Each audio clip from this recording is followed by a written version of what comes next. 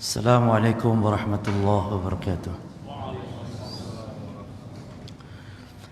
Alhamdulillahirabbil alamin wassallallahu wasallama wa baraka ala nabiyyina Muhammadin wa ala alihi wa ashabihi wattabi'in wa man tabi'ahum bi ihsanin ila yaumiddin wa sallama tasliman katsira amma ba'd.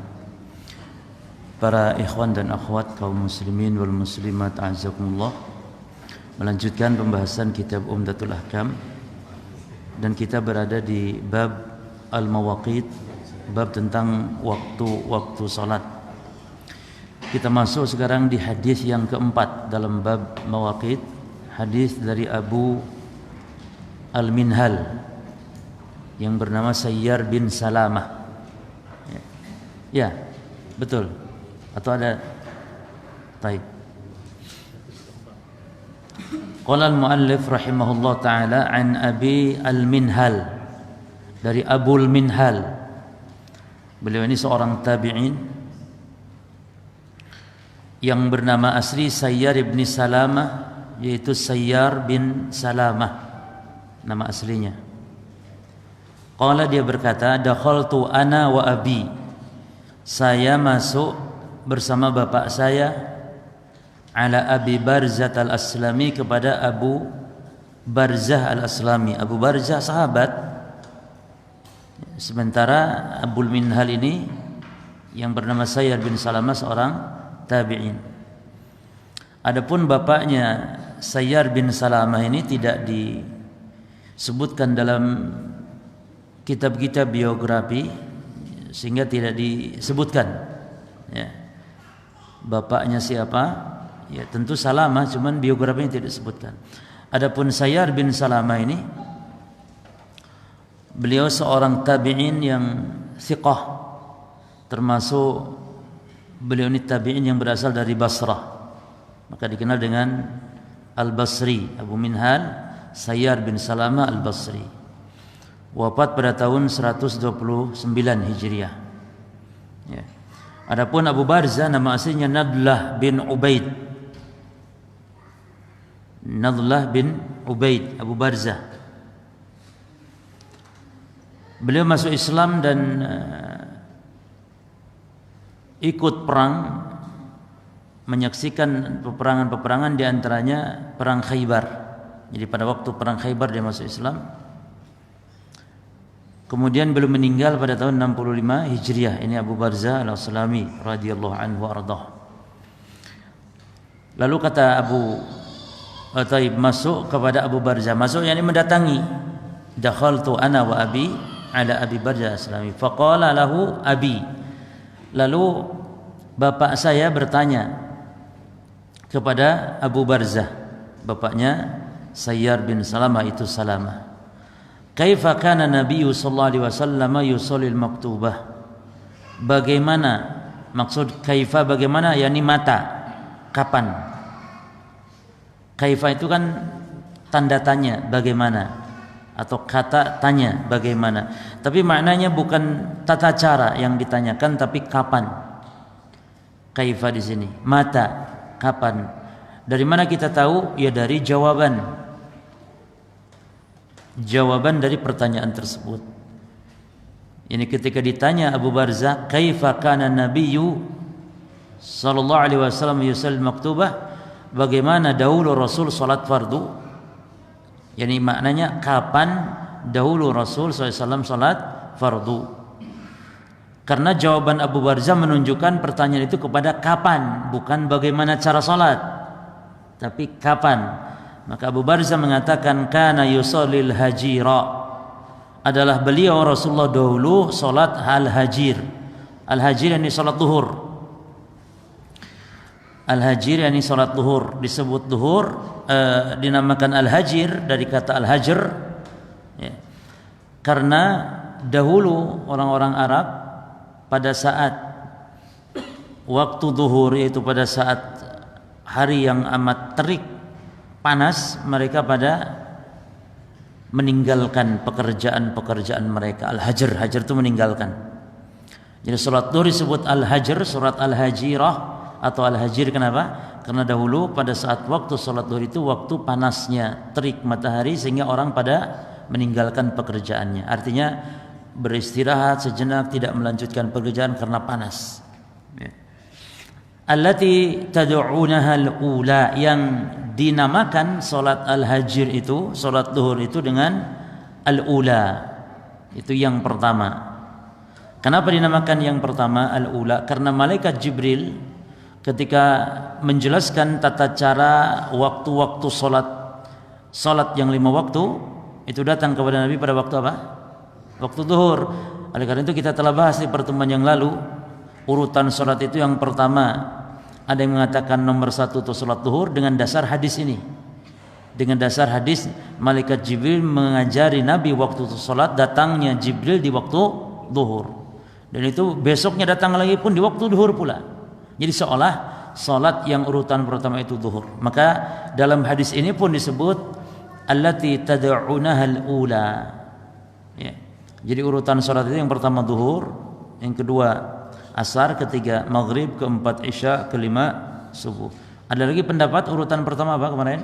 Subuh, yang kedua zuhur, ketiga isya, asar, keempat maghrib, kelima al-isya. Dasarnya apa? Dasarnya salat wusta.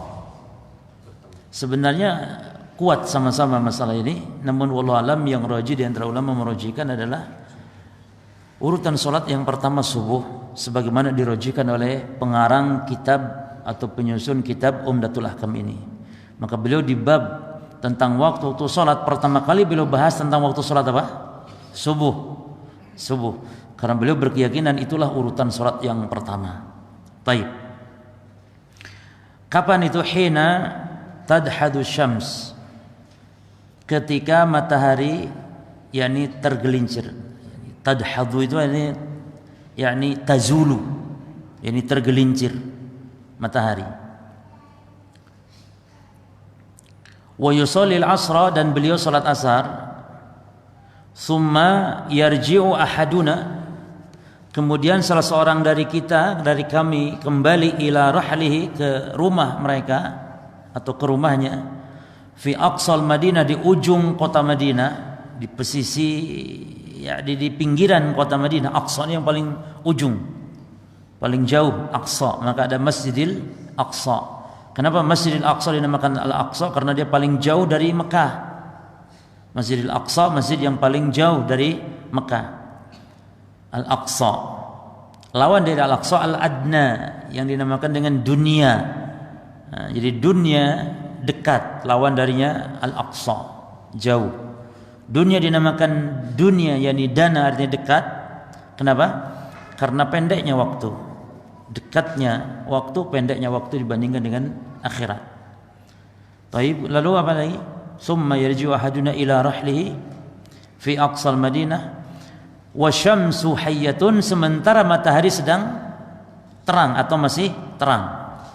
Maknanya berarti Rasul salat asar bersama sahabat, lalu sahabat yang ada di ujung Madinah, ya tentu kita berbaik sangka naik unta lah ya, yang ada di ujung Madinah, itu sampai ke rumahnya matahari masih terang. Berarti mananya Nabi sholat asar itu di awal waktu atau di akhir waktu? Di awal.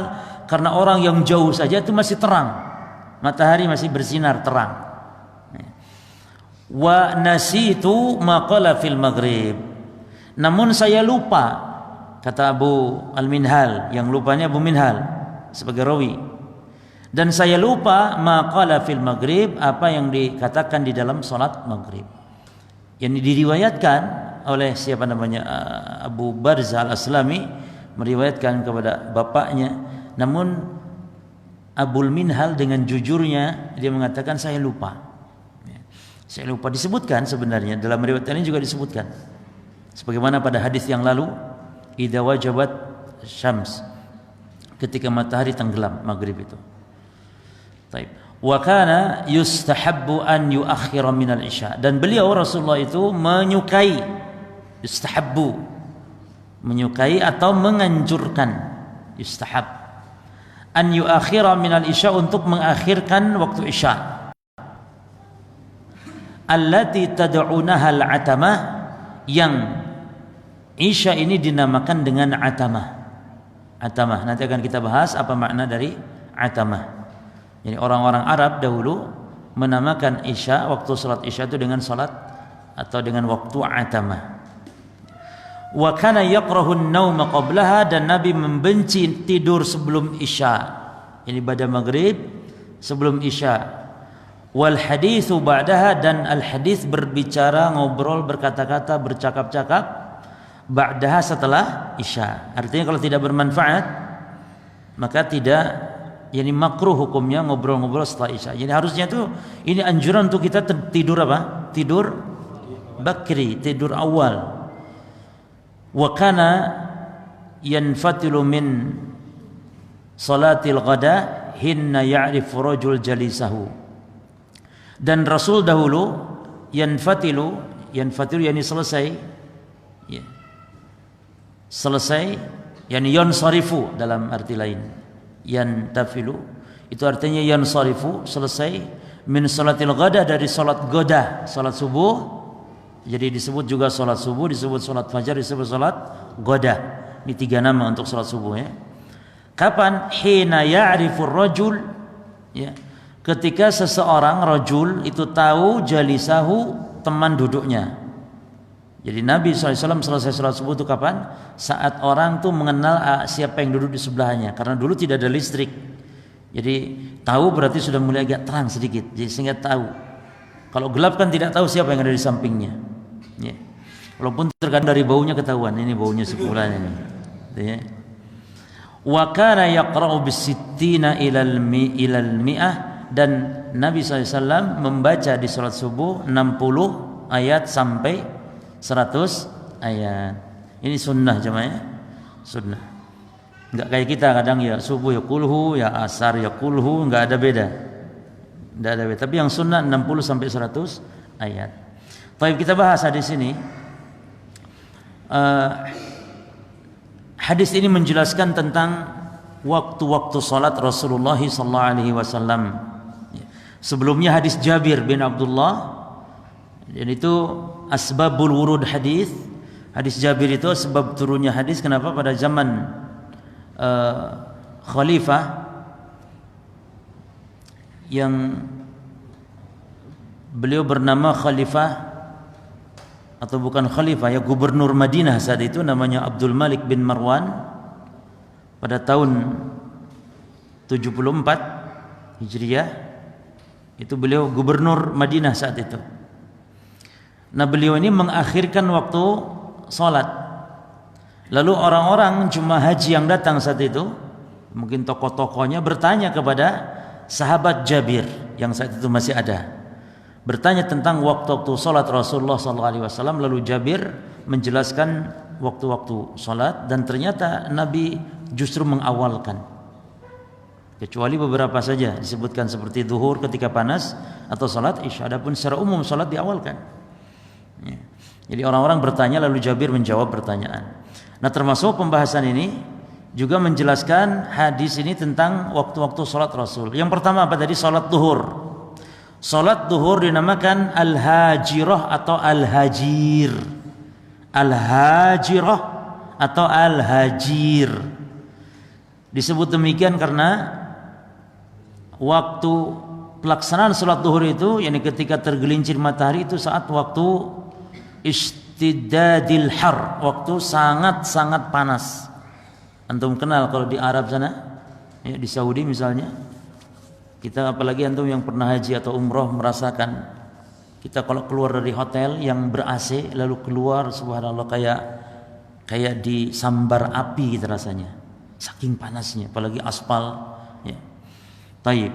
Di sana demikian, apalagi zaman dahulu masjid-masjid atau bangunan itu, di antara masjid kadang tidak ada atapnya, kecuali hanya sederhana pelepah kurma dan semisalnya. Sehingga ketika terjadi di zaman Rasul, ketika hujan turun, Nabi sholat di atas lumpur ketika hujan turun. Ini menunjukkan memang cuaca di sana kalau memang sholat zuhur panas, dan mereka sholat dalam keadaan panas, sehingga dianjurkan untuk mengakhirkan kalau sangat panas. Adapun disebut al-ula, kenapa alasannya? Karena malaikat Jibril mendatangi Nabi mau mengajarkan kapan waktu salat, itu saat pertama kali datang di waktu zuhur.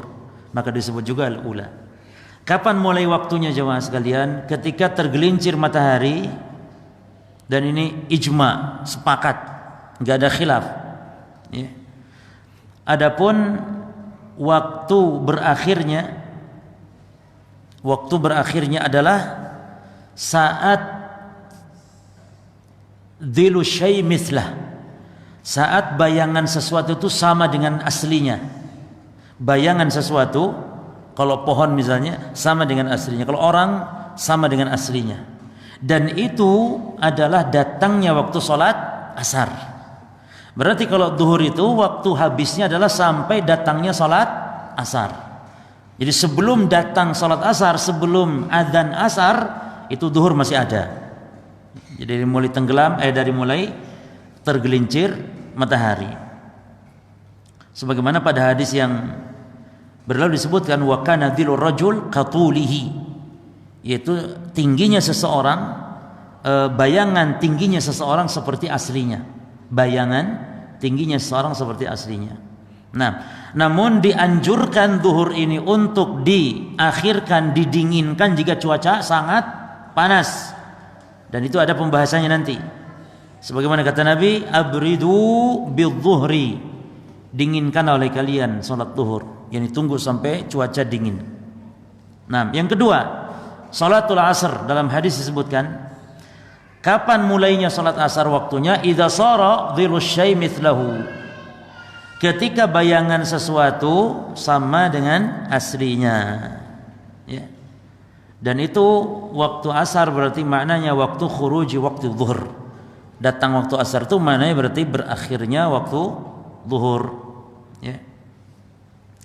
Sebagaimana dalam hadis riwayat Muslim, kata Nabi, waktu zuhri idza jalati syams. Waktu zuhur itu ketika matahari tergelincir. Wa kana dhirur rajul katulihi. Ya. Sampai bayangan seorang seperti panjangnya aslinya, malam yahdhuril asr, selama belum datang waktu salat asar. Nah, adapun salat asar kapan berakhirnya? Yantahi waktuha ila idza isfaratis syams.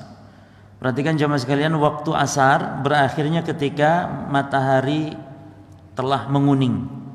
Matahari menguning, itu habis waktu asar. Sebagaimana dalam hadis, wa waktu al-asri malam tasfarra syamsu, dan waktu asar itu selama matahari belum menguning. Ya, belum menguning.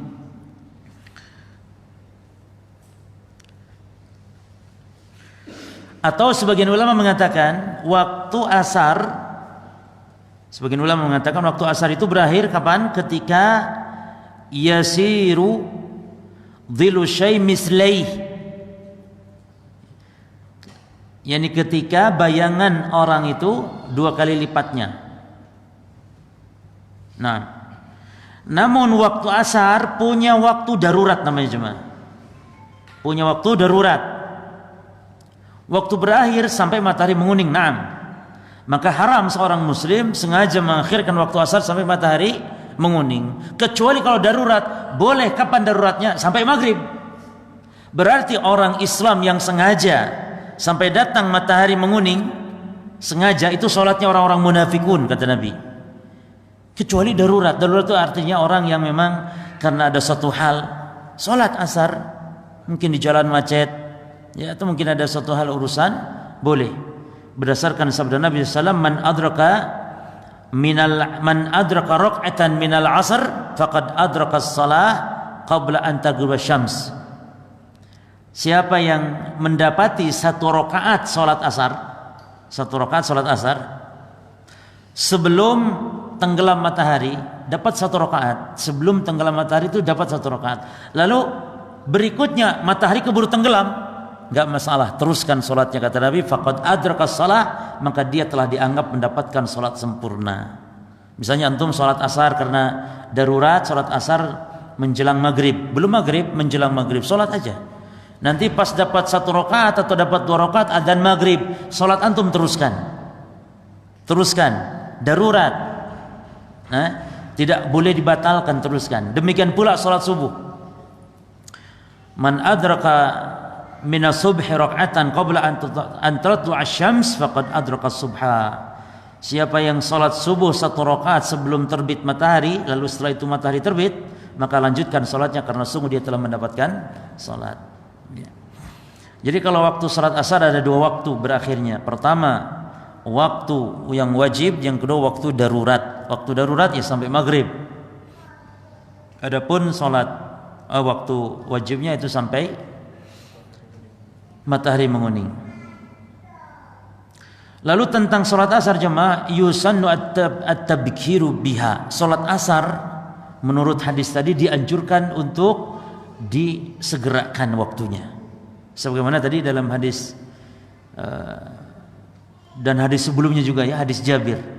Kata Jabir bahwa Nabi salat asar wasyamsu naqiyah. Nabi salat asar sementara matahari masih cerah, putih, bersih, bersinar. Ya. Demikian pula Aisyah radhiyallahu anha dalam Bukhari Muslim tentang salat asarnya Nabi. Kata Aisyah radhiyallahu anha, kana Rasul sallallahu alaihi wasallam yusalli al-asr. Nabi salat asar wa syamsu fi hujrati, sementara matahari di kamar saya, menyorot gitu ya. Matahari di kamar saya bukan berarti mataharinya masuk. Ini bahasa Arab seperti ini, jangan salah paham. Makanya dalam bahasa Arab itu seperti Allah fis sama, tapi bersama kita. Ini enggak heran. Allah fis sama wa huwa ma'ana. Allah di langit tapi Allah bersama kita. Artinya Allah di langit, zatnya di langit, yakni di atas. Tapi Allah ma'ana, bersama kita. Bukan berarti Allah hanya masuk ke jasad kita. Sebagaimana aliran haluliyah, Allah melebur menyatu. Tidak, maksudnya ilmunya Allah, pengetahuannya Allah, pertolongan Allah, penjagaan Allah Azza wa Jalla, dukungan dan semisalnya, pertolongan itu bersama kita kemanapun kita pergi. Sebagaimana innallaha ma'a as-sabirin.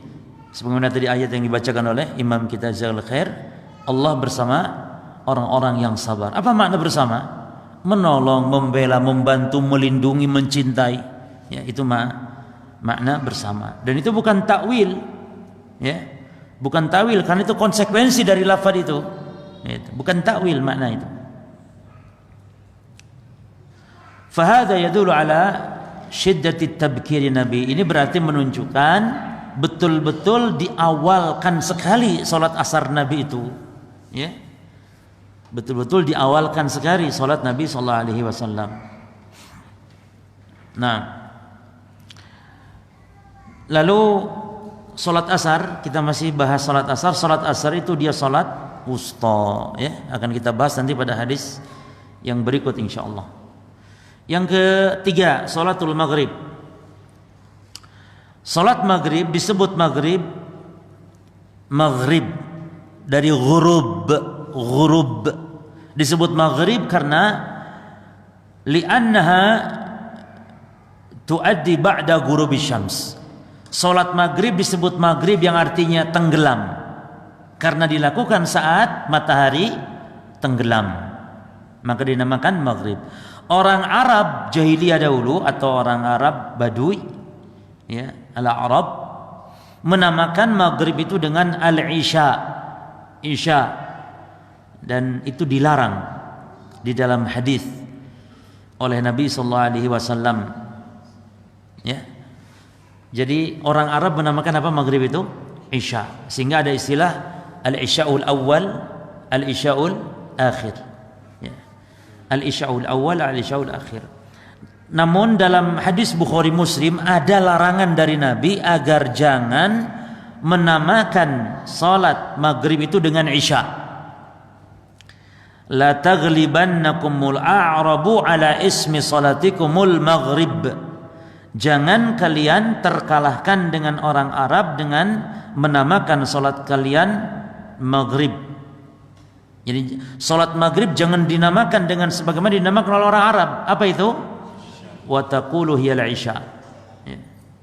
Nah, kenapa dilarang jemaah? Karena dikhawatirkan nanti tersamarkan dengan salat isya'nya yang beneran gitu. Maghrib disebut isya nanti keliru. Yang dimaksud dengan isya yang kedua, salat isya yang benerannya. Atau larangan yang kedua alasannya kita tidak boleh meniru-niru apa yang orang-orang Arab itu, atau ini Arab gunung maksudnya ya, Arab Badui menamakan sesuatu, karena Arab gunung dikenal dengan keburukannya. Apa keburukannya? Jahil, kasar, tidak berakhlak, tidak berperangai. Jadi para sahabat dilarang meniru-niru apa yang dinamakan oleh orang-orang Arab Badui. Ini juga kita demikian jemaah. Kita tidak boleh meniru-niru bahasa, ucapan yang biasa diucapkan oleh orang-orang rusak. Oleh orang-orang rusak.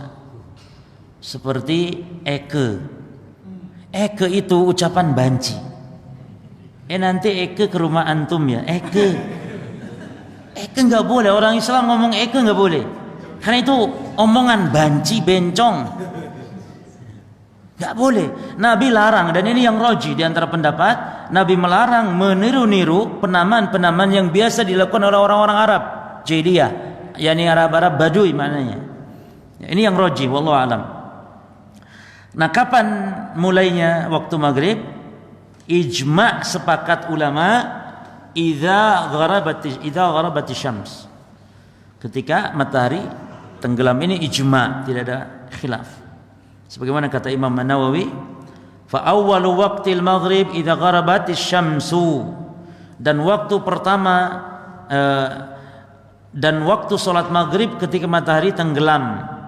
Lalu Imam Nawawi mengatakan wa khala'iq la yuhsawna al-ijma' alai, dan seluruh ulama sepakat atas waktu salat maghrib ini. Ya. Kapan berakhirnya maghrib? Yantahi waktuha bi ghiyabis syafaq. Berakhirnya maghrib ketika hilangnya lembayung merah syafaq. Syafaq itu awan merah atau apa namanya? Ya, yang merah hilang, ya, hilang waktu salat maghrib. Tahu asy-syafaq apa namanya? Suatu yang lembayung merah, ya. Sebagaimana kata Nabi sallallahu alaihi wasallam, fa idza salaitumul maghrib fa innahu waqtun ila an yasquta asy-syafaq. Dan salat maghrib kalian itu sampai waktunya adalah ketika jatuhnya syafaq, yakni hilangnya lembayung merah. Nah, ini berakhirnya waktu salat maghrib.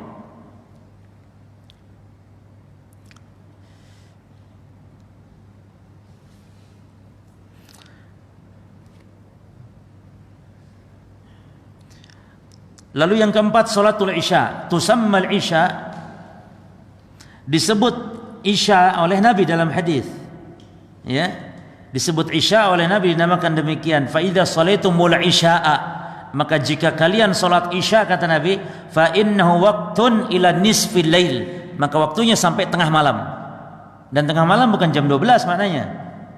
Jadi keliru ya, ada seorang salat isya itu sampai sekalian witir, sekalian tahajud katanya nanti. Itu bahkan sudah habis waktunya.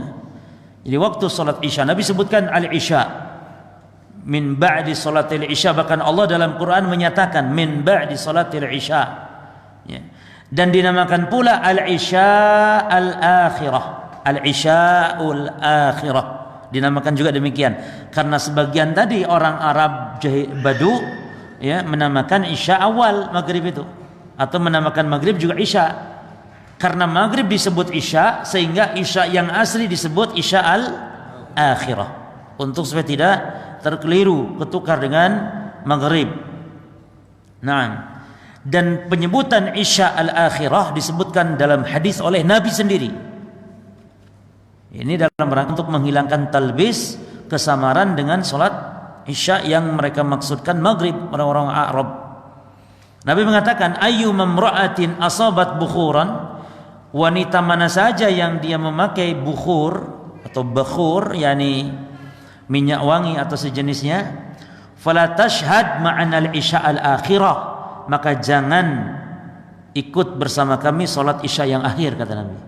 Jangan ikut salat bersama kami berjamaah, kecuali kalau wanita itu sudah dibuang wanginya, wangi-wangiannya dibuang.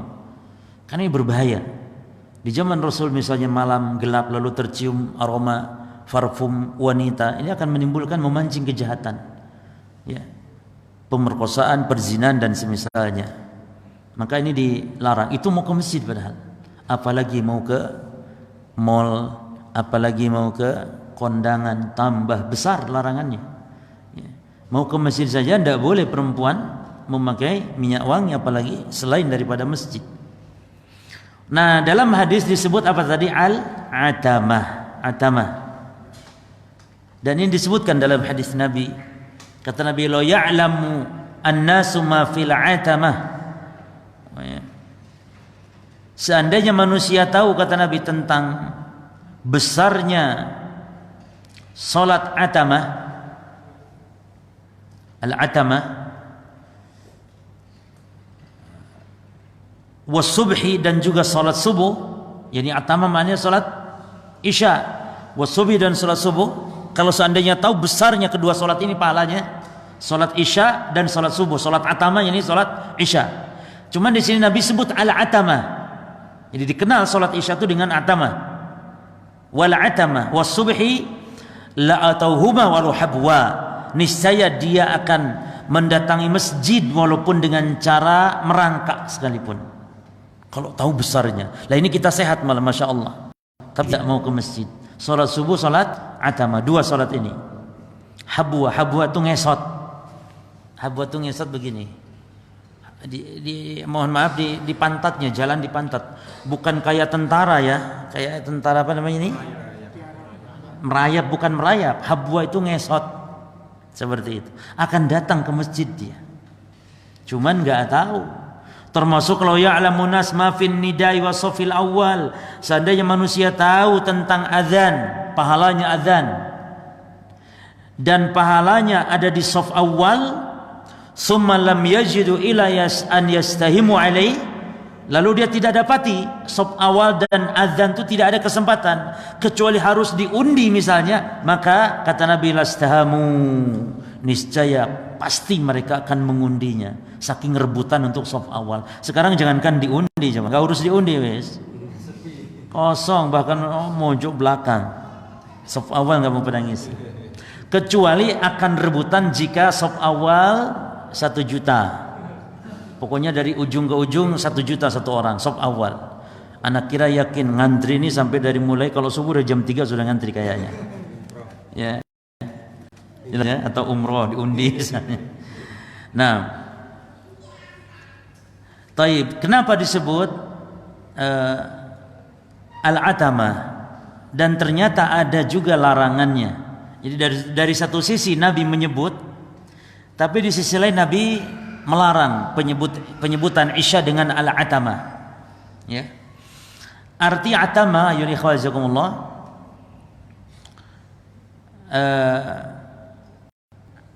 atamah itu artinya memerah susu, ambing, ya, memerah susu.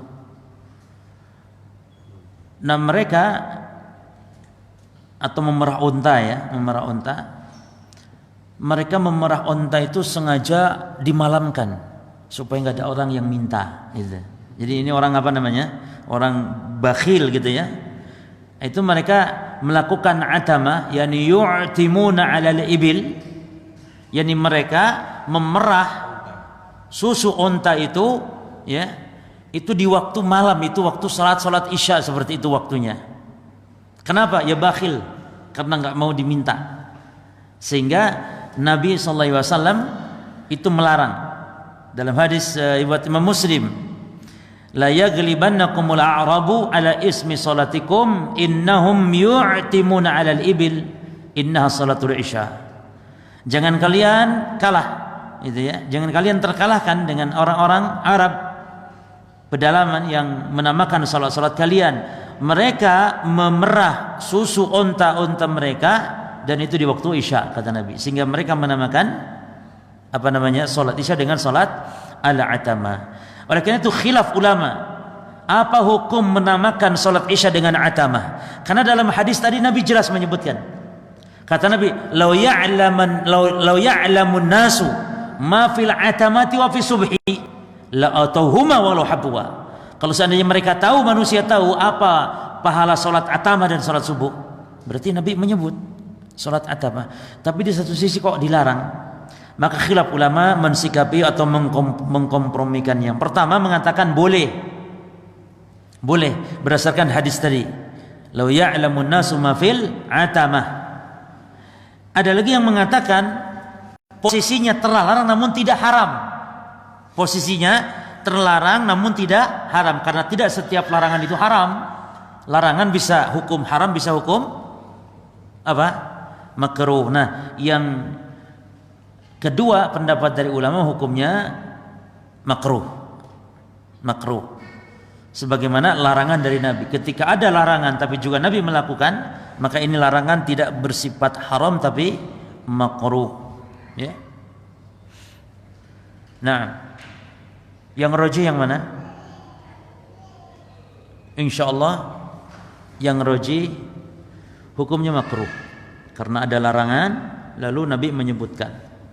Kapan mulai waktu salat Isya jamaah? Awwalu waqti salat Isya huwa mughibus syafaq. Ya ketika hilangnya awan merah atau lembayung merah, itu mulai waktunya. Ketika habis salat Maghrib. Maka salat Maghrib itu bukan panjang waktunya, singkat saja ya, sampai datang waktu Isya. Lalu kapan berakhirnya? Berakhirnya sebagaimana hadis Nabi tadi, ila nisfil lail, sampai tengah malam. Nah, kapan tengah malam ini, ikhwan?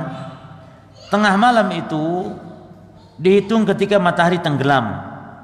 Matahari tenggelamnya kapan? Nanti terbit fajarnya kapan? Nah, dihitung di total kemudian dibagi dua, maka ditambahkan dari waktu maghrib tadi. Contoh, kalau maghrib itu jam 6 dan fajar terbit subuhnya nanti jam 4, maka ada 10 dibagi 2 berapa? 5. Nah, dari maghrib jam 6 tambahkan 5. Berapa? Jam 11. Jadi waktu tengah malamnya dalam Islam kurang lebih, kalau seperti itu ukuran maghrib dan subuhnya adalah jam 11. Maka hati-hati ini para ummahat, khususnya yang sholat di rumah. Memang bagus mengakhirkan dan itu sunnah, namun hati-hati jangan sampai kebablasan. Harus di bawah jam 11. Ya, di bawah jam 11. Nanti menjelang subuh sekalian witir, enggak boleh. Enggak sah. Dan itu ada sebagian yang sengaja demikian. Nah, terakhir, yang afdal salat Isya itu diakhirkan dan ada nanti pembahasannya insyaallah. Yang kelima, salatul fajr. Salat fajar dinamakan subuh. Sebagaimana kata Nabi, wa waqtu salatis subhi. Disebut pula salat fajar. Allah mengatakan, ya, sebut salat fajar dalam Quran. Dan disebut pula salat godah. Sebagaimana kata Aisyah, kana Nabi sallallahu alaihi wasallam la yada'u arba'an qabla dhuhri wa rak'ataini qabla al-ghadah. Adalah Nabi tidak pernah meninggalkan 4 rakaat sebelum zuhur dan 2 rakaat sebelum godah. Nabi enggak pernah tinggalkan. Ini menunjukkan Nabi sangat menekankan ya pelaksanaan 2 salat ini, khususnya salat sunnah sebelum subuh. Kapan mulai waktunya? Bidayah atau yabda'u waqtiha bitulu'il fajr tsani bil ijma'. Sepakat ulama ketika terbit fajar yang kedua, fajar as-sadiq. Sepakat. Dan berakhir setelah atau ketika terbit matahari. Terbit matahari jemaah. Ya. Disebutkan wa waqtu sholati subhi min tulu'il fajri, dan salat subuh waktunya kata Nabi dari sejak terbit fajar malam tatlu'is syamsu, selama belum terbit matahari. Lah kata Nabi ini dalam hadis Muslim, fa idza talati syams, ketika matahari itu terbit kata Nabi, famsik, maka tahan anis shalah, dari melakukan salat. Jadi kalau matahari sedang terbit jangan salat. Itu kan waktu syuruk jemaah. Waktu syuruk. Maka disebut syuruk itu maksudnya ini waktu terbit. Tulu' al-fajr, tulu' syams. Syuruk syams. Itu waktu terbit matahari, itu haram salat. Kata Nabi amsiki anis salah, tahan dari salat. Maka kita kalau mau salat syuruk, salat syuruknya boleh disebut juga salat duha awal waktu boleh, atau disebut dengan salat syuruk boleh. Itu jangan, atau salat isyraq, itu jangan ketika waktu jam itu bunyi tanda syuruk, jangan, karena itu sedang terbit matahari. Kenapa dilarang? Fa innaha tatlu'u baina qarnai syaitan, karena matahari itu terbit di antara dua tanduk setan. Sehingga kita tidak boleh meniru atau menyerupai orang-orang kafir yang sedang sujud kepada matahari saat itu sedang terbit. Maka kita tidak boleh sholat. Jadi tunggu berapa menit? Tunggu 15 menit atau sampai 20 menit baru boleh sholat duha di awal waktu. Dan itulah awal waktu duha, atau disebut juga dengan sholat syuruk, ya. Adzan, setelah adzan kita lanjut. Fadhil. Harus rebutan katanya adzan. Tapi kalau adanya muadzin tetap enggak boleh rebutan. Kalau enggak ada muadzin tetap rebutan. Nah.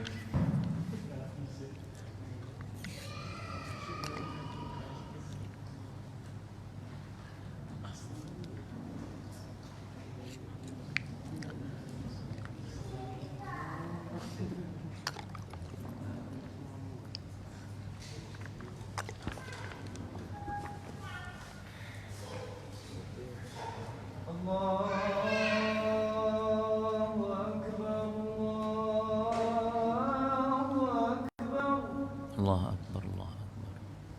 Allahu akbar, Allahu akbar.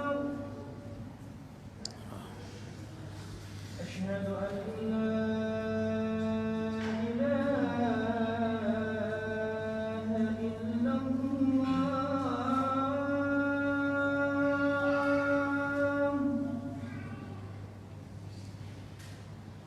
أشهد أن لا إله إلا الله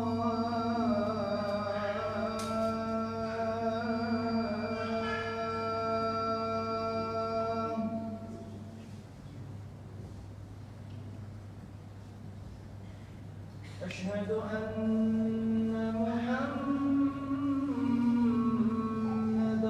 رسول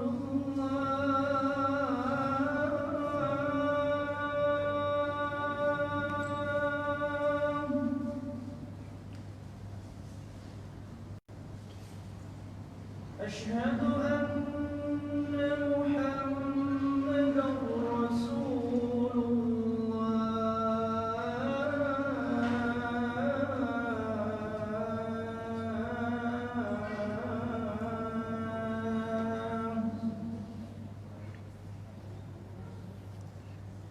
حي على الصلاة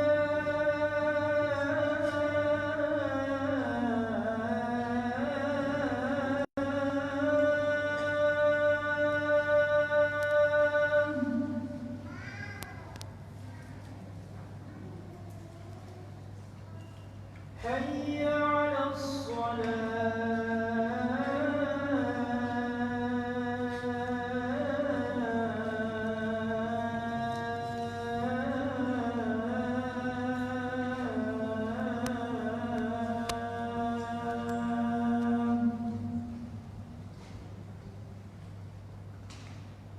حي على الفلاح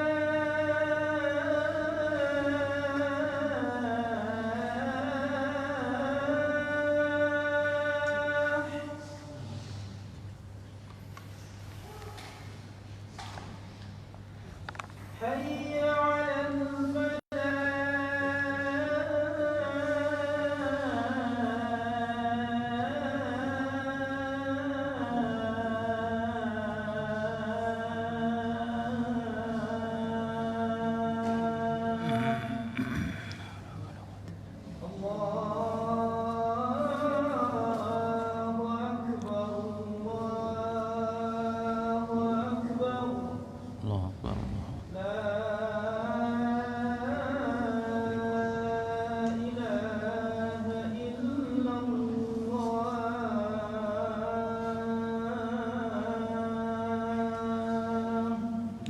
صل على محمد وصل تعالى.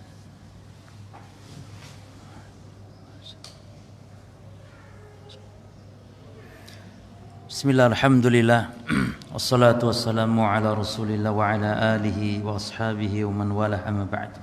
Ikhwani fiddin wa akhwati fillah, azzakumullah. Dari faedah hadis adalah yukrahun naum qabla salatil isya. Makruh hukumnya tidur sebelum salat isya. Dan yang menghukumi makruh diantaranya para ulama dari kalangan salafus saleh, para sahabat, para tabi'in, termasuk imam yang 4 diantaranya Imam Malik dan Imam Syafi'i menghukumi makruh. Karena ada orang yang mengatakan mubah, tidak, hukumnya makruh sebagaimana dalam hadis tadi. Dan sebab larangan, para ikhwan sekalian, sebab larangan kita tidak boleh salat sebelum salat, tidak boleh tidur sebelum salat isya. Kata Imam Nawawi, wa sababu karahati an-naumi qablaha annahu yu'riduha li fawati waqtiha bi istighraqin naum.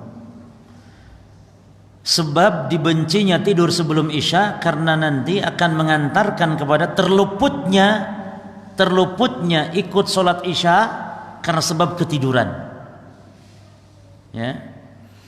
Atau lifawati waqtihal mukhtaril afdal, atau terluput melakukan salat di waktu yang afdal, yakni berjamaah bersama kaum muslimin di masjid. Masih salat sih dia di rumahnya salat, ya, tapi tidak ikut berjamaah karena sebab ketiduran tadi, atau total memang enggak salat isya sama sekali gara-gara tidur. Ini terlarang orang tertidur dan sengaja mau sholat tapi tidur, tidak boleh. Ya. Adapun faedah dari hadis yukrahul hadis ba'da salatil isya, adapun dibencinya ngobrol, berbicara, bercakap-cakap setelah salat isya. Kenapa? Sebab ini sangat jelas, ya. Hikmahnya jelas. Di antaranya para ulama mengatakan yang pertama, yu'addi ila sahar, karena akan mengantarkan kepada sahar. Sahar itu begadang, bahasa kitanya begadang, orang akan begadang, ini tidak tidur dia fil lail, ya.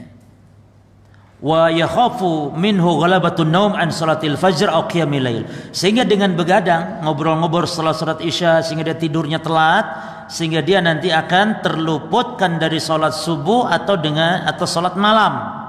Buru-buru bangun malam untuk tahajud misalnya, kan menjadi malas akhirnya. Lalu yang kedua, wali anna sahra fil laili sababun lil kasali fin nahar. Begadang di waktu malam ini sebab menjadi malas seseorang di siang harinya. Malas dari apa? Malas dari an wajibin min huquqil walidaini min at-ta'ati wa masalihid dunya. Malas dari kewajiban menunaikan hak orang tua. Ini kalau anak, apalagi anak sekarang banyak begadang, dia megang HP, ya, main HP, chattingan HP sampai dah tidur. Paginya anak itu pasti dia dalam keadaan malas. Kata Imam Nawawi disebutkan juga dia akan malas minat ta'at wa masalihid dunya, malas dari ketaatan beribadah dan juga malas dari kemaslahatan dunia, bekerja, cari nafkah pun malas. Ini kalau bisa ikhwan, mumpung masih kecil jangan dibiasakan, kita punya anak, ya. Jadi biasakan tidur. Nanti jangan sampai begadang, jangan sampai malam-malam tidurnya, biasakan sejak kecil. Kalaupun HP mungkin dikasih jatah, sudah jam sekian HP cabut, tarik. Tidak boleh. Anak sebebas-bebasnya dia kapan, ya, untuk memegang HP dan semisalnya, karena sangat mudarat sekali. Taib, Imam Nawawi mengatakan, amma fihi maslahah wa khair fala karahata fihi. Adapun kalau ngobrolnya ada kemaslahatan dan kebaikan, maka tidak dibenci. Ya. Seperti apa? Kama madarasatil ilm, seperti mengkaji ilmu, wa hikayatis salihin, bercerita tentang orang-orang saleh, wa muhadatsati ad-dhaif wal urus lit ta'nis, atau berbicara dengan tamu, menjamu tamu malam, berbicara, hal ini baik. Untuk supaya keakraban dengan tamu ini hal yang baik, maka itu tidak masalah. Jadi yang dibenci itu yang tidak ada faedahnya. Ya seperti tadi itu, apalagi nonton, apalagi jalan-jalan misalnya. Ya, taib. Yang keberapa? Faedah dari hadis fihi bayan ma yuqra fi salatil fajr. Dalam hadis ada penjelasan tentang apa yang dibaca dalam salat subuh. Yaitu berapa? Ma baina sittina wa mi'ah, antara 60 sampai 100 ayat. Lalu yang ke-8 faedah dari hadis istihbabut tabkir fi salatil subuh, dianjurkan untuk bersegera diawalkan dalam salat subuh karena disebutkan dari mulai sejak terbit fajar. Ya. Makanya dalam hadis Jabir sebelumnya, ikhwan, Nabi itu kalau jamaah sudah penuh, jamaah nampaknya sudah banyak, Nabi tidak mengakhirkannya langsung salat. Tapi kalau jamaah masih jarang-jarang, masih sedikit, Nabi tunggu. Barangkali ada halangan dan semisalnya. Tapi kalau sudah penuh, tidak usah dilambat-lambatkan karena hukum asalnya salat itu diawalkan waktunya. Ini yang utama dan sebagaimana dicontohkan oleh Nabi sallallahu alaihi wasallam. Mungkin ini dulu ikhwan yang bisa kita bahas karena ini supaya pas pembahasan kita selanjutnya tentang salat wusta insyaallah. Ya. Nah. Ada yang tanya? Tidak ada.